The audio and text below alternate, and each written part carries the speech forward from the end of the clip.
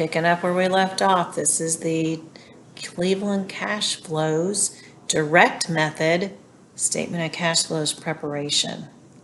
So just to remind you, we've got the spreadsheet. We've been filling it in. It's in that tab that says worksheet for direct method. It has the balance sheet at the top, income statement in the middle, and then a place for the statement at the bottom. We've been walking through, there's a video that walks through the operating activities section, and there's a video that walks through the investing activities section, and now we are going to finish up with the financing activities section. So you know the financing activities are all of these activities in the long-term liabilities and the equity section, and that short-term notes payable. The AOCI is not a cash thing, so we're just going to mark that non-cash. And then retained earnings,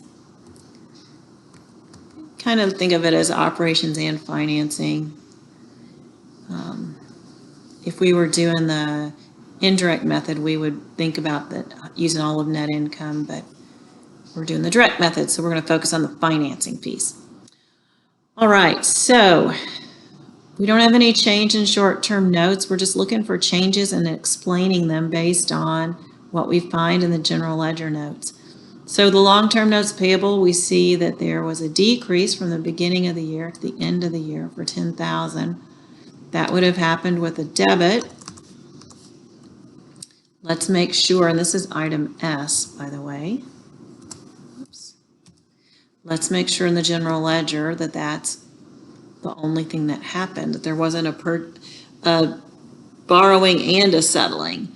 So I see we retired 10 $1,000 long-term notes for $1,000 per note.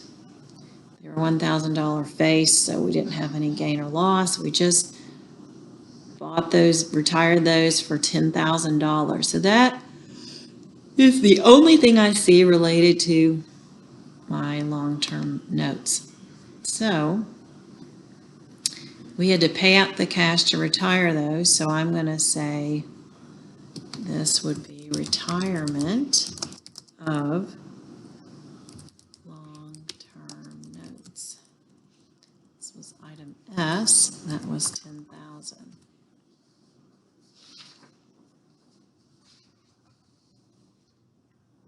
All right. Now back up to the balance sheet. We're just going to finish everything off. I've got the next item is premium on bonds payable. All right, so now let's think about this. Is that a cash item? Well, actually it is, and I'm going to explain to you why, just real briefly, just by referencing something you already know. If you think about when we amortize the bond premium, that's what this 5550 would be amortization. See, it's making the premium smaller from the beginning of the year to the end of the year. You think about every time we record that amortization of a premium on bonds payable, what else happens in that entry? It's an entry where we record interest expense with a debit. We record premium amortization with a debit. And the other side of that entry is always the cash interest payment. If you were to think about an amortization table, with a premium, the cash that's paid out is always more than the interest expense, and the difference is the premium. So this 5550 is part of the cash that was paid out for interest. And so that is going to be it's considered a financing activity. I know there's a video in the modules that explain dealing with premiums and discounts in the statement of cash flows a little bit more, but this is definitely a financing cash outflow, that premium amortization, which is strange because we usually don't think of amortization as having a cash effect, but with this premium, we know that the other side of that entry was indeed cash that was going out for the interest payment. So that is my premium amortization. Let's look and see what else we have left. We have common stock and contributed capital. Well, let's look in the general ledger just to see if there's any information about the common stock. And I think that there is. They issued 10,000 shares of common stock in an IPO. So that must be what we're looking at here because the common stock increased. So this was in an IPO, which means they got some issued common stock. Whoops, that didn't happen as the debit. They issued common stock. So common stock increased. And the contributed capital in excess of par, that would have increased as well from that IPO. So that explains the change in those two accounts, common stock and contributed capital. So that would be a source of cash in the financing section. So I'm just going to put that all together. Issuance of common stock in IPO. And that is 22,500. Sorry, just looking for the number there. 22,500. All right. Now we are just about to the end, except we've got this difference down here in retained earnings. So let's think about where can we find the information for that. Well, part of that difference we know is from net income, which would be the sum, right? The net number of all of these income statement accounts.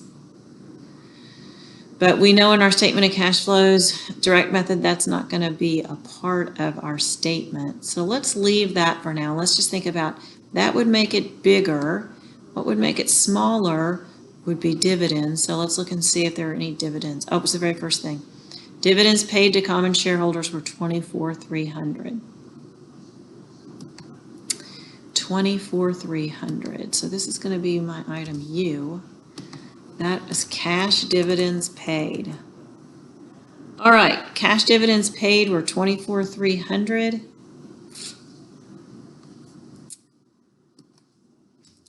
$24,300 for cash dividends paid.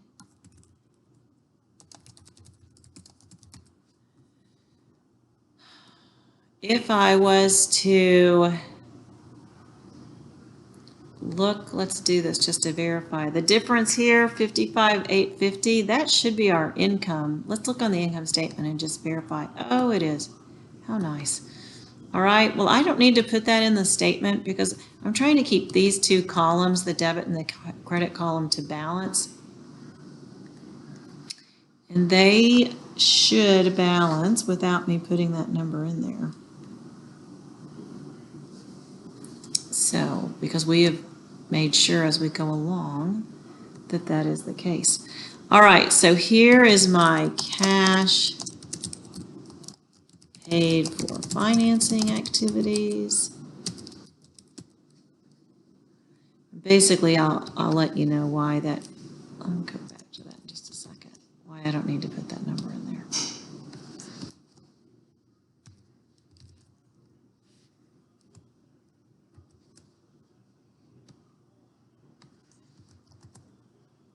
All right, so there's my cash paid for financing activities. Now, if you remember up at the top, the only change that we have left, aside from this, I know, that income number, if I put the $55,850, that's going to go away. It's not going to change anything in our statement of cash flows. So, but we're just going to think about that in a few minutes. Right now, we're looking to see this change in cash. Change in cash, $12,000. Let's see if that's what we actually end up with for our operating, investing, and financing.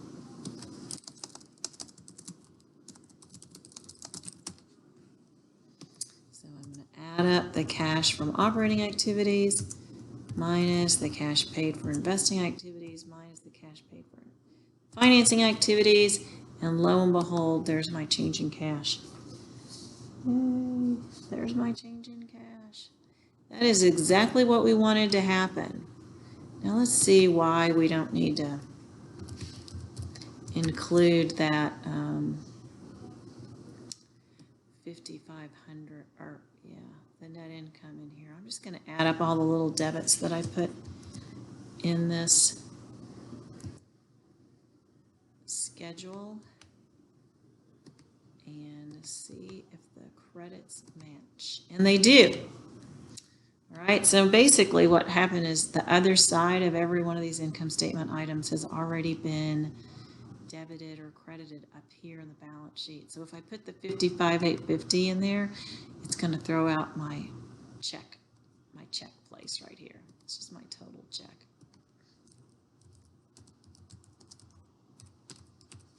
This line does not go on the statement, by the way. This is just me checking to see if I've made my debit and credit columns balance. This is the change in cash. This is what we're looking for. Once you have this worksheet finished, you can actually prepare the statement. Remember, the actual statement does not end with the change in cash.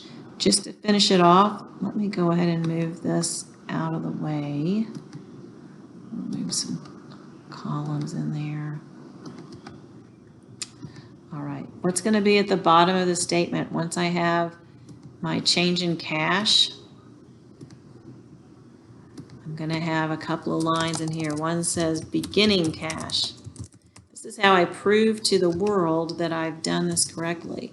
I'm going to pick up the cash at the beginning of the period, and I'm going to add those two numbers together to come up with ending cash. And this is the bottom line on the statement, ending cash. And what does it need to match? It has to match. Let's verify that it matches cash at the end, which it does. There it is. It not only has to match it on the statement, it has to match it on the actual balance sheet. So we want to make sure that's the way our statement looks when it's finished. It has the 3 sections, and then it has ending cash. So there you go. Statement of cash flows, ending cash. We did it. Direct method.